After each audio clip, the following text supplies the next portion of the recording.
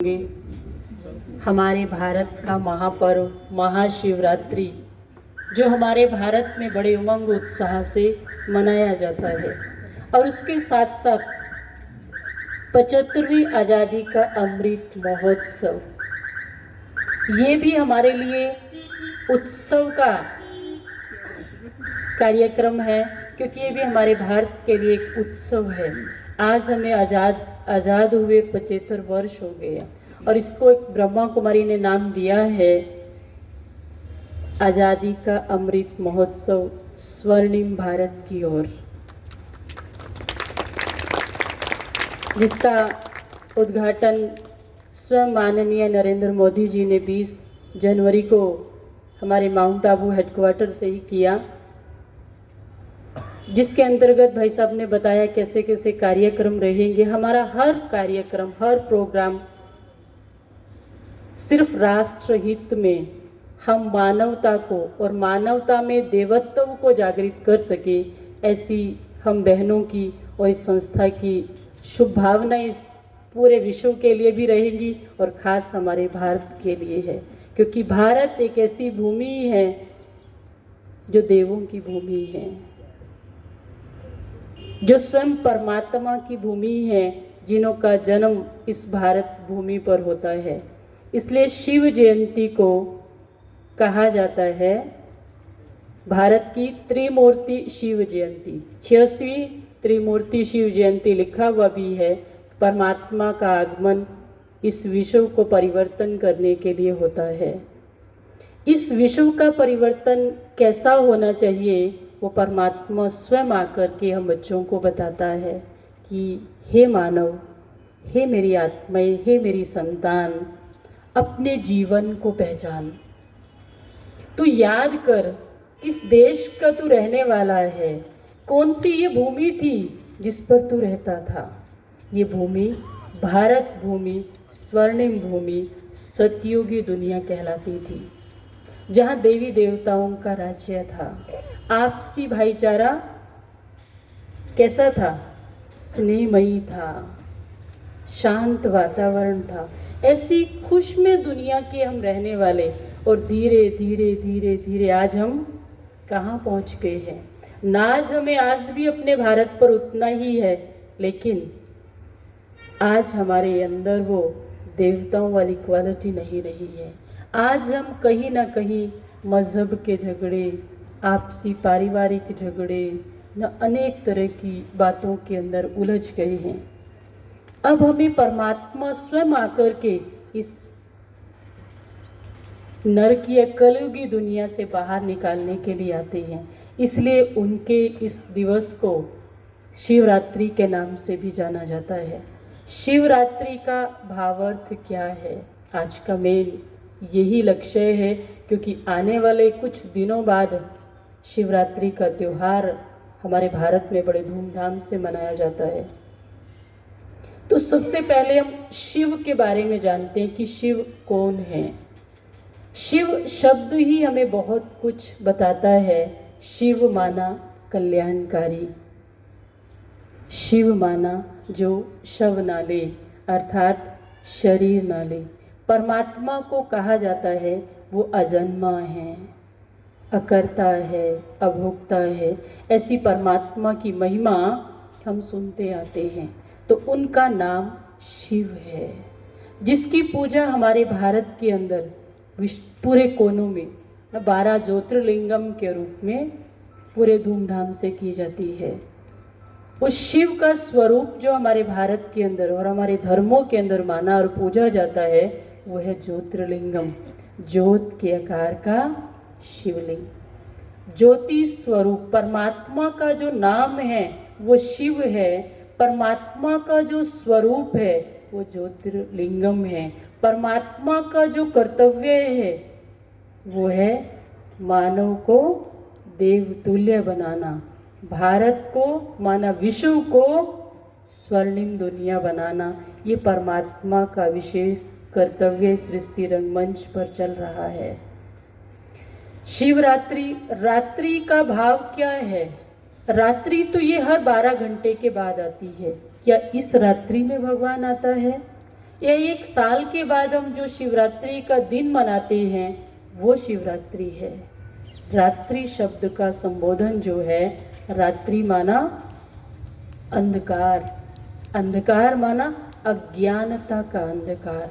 जब सृष्टि पर अज्ञानता का अंधकार छा जाता है तो ज्ञान सूर्य परमात्मा अज्ञानता के अंधकार को दूर करने के लिए इस धरा पर आते हैं।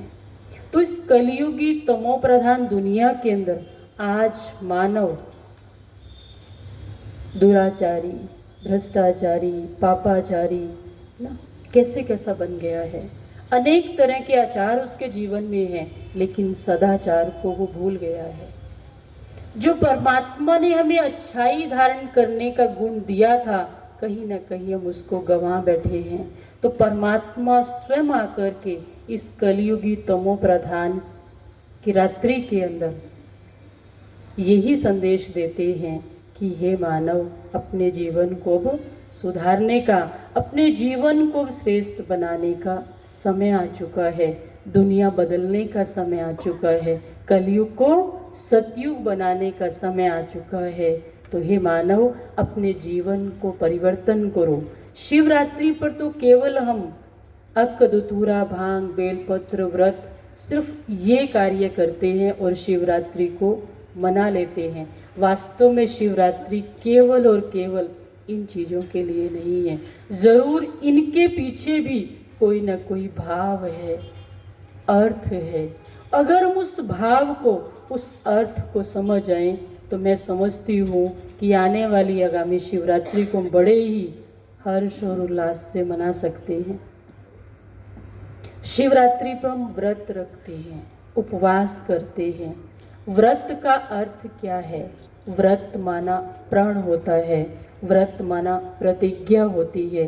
तो परमात्मा कहता है कि हे आत्माओं, अगर तुमने कुछ प्रतिज्ञा लेनी है तो अपने जीवन के अंदर से 5 विकारों को निकालने की प्रतिज्ञा करो, व्रत लो।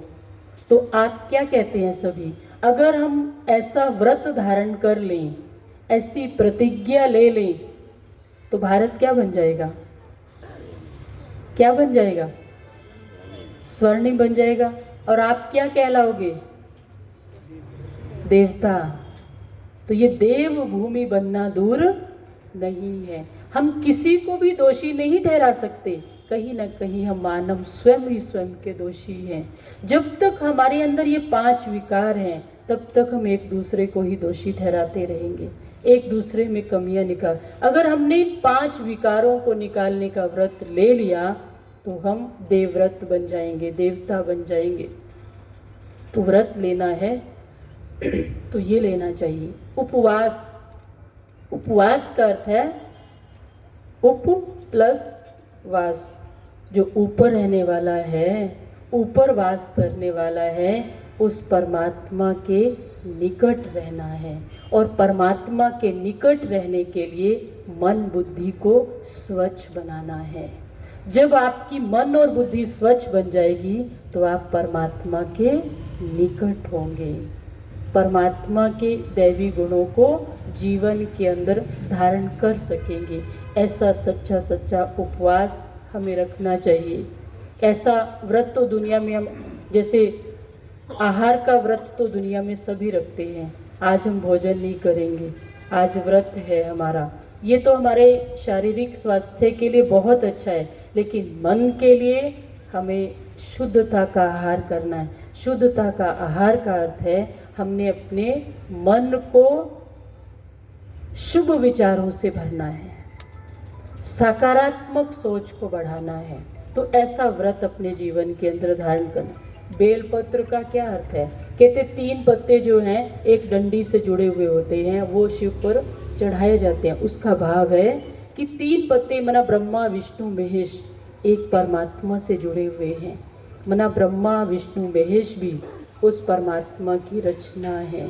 परमात्मा जो है उन तीनों देवात्माओं का रचयिता है। देव देव महादेव कहा जाता है और परमात्मा के लिए कहा जाता है देवों का भी देव है वो, माना उन तीनों देवताओं का भी पिता परम पिता परमात्मा है, ये इसका सच्चा भावार्थ है। फिर हम परमात्मा पर कच्ची लस्सी चढ़ाते हैं, दूध चढ़ाते हैं, कहते हैं कि ये ठंडक शीतलता का प्रतीक है। अब शीतलता क्यों हम चाहते हैं शिव पर ये लस्सी या कच्ची लस्सी चढ़ाना? क्योंकि कहीं ना कहीं मन के अंदर एक भाव है, कहते हैं अगर शिव कुपित हो गया, शिव क्रोधित हो गया, शिव को गुस्सा आ गया ना, टीवी में दिखाते हैं तो क्या होता है, सृष्टि हिल जाती है ना, सृष्टि पर तूफान आ जाता है ना, महाप्रलय आ जाती है। अरे वो परमात्मा कल्याणकारी है, वो हम सबका पिता है, और पिता कभी भी अकल्याण नहीं कर सकता है। ये हमें सदा याद रखना चाहिए कि परमात्मा कभी भी हमारा अकल्याण नहीं करेंगे। अगर हमें शीतल रहने का संकल्प कर लें कि हे प्रभु, हे पिता परमात्मा, मैं आज से स्वयं के अंदर शीतलता को धारण करूंगा, तो मैं समझती हूँ कि आप उस पर सच्चा सच्चा जल चढ़ा सकेंगे। तो ऐसी स्मृतियों से, ऐसे सच्चे भावों से अगर हम शिवरात्रि के पर्व को मनाते हैं ना, तो अपने जीवन के अंदर सच्चा परिवर्तन कर सकेंगे।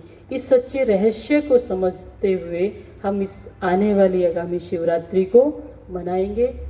और मैं समय ना आपका ज़्यादा लेते हुए मैं यही कहूँगी कि आप इन सभी बातों को, जैसे आज का आपने सुना टॉपिक कि खुशी जीवन के अंदर कितनी अमूल्य है, शिव परमात्मा का जीवन के अंदर आना माना अपने जीवन को परिवर्तन करना है, इन सभी बातों की सच्ची जानकारी लेने के लिए, समझने के लिए मैं आप सबको सादर आमंत्रित करती हूँ। हमारा कल से राजयोग शिविर शुरू है।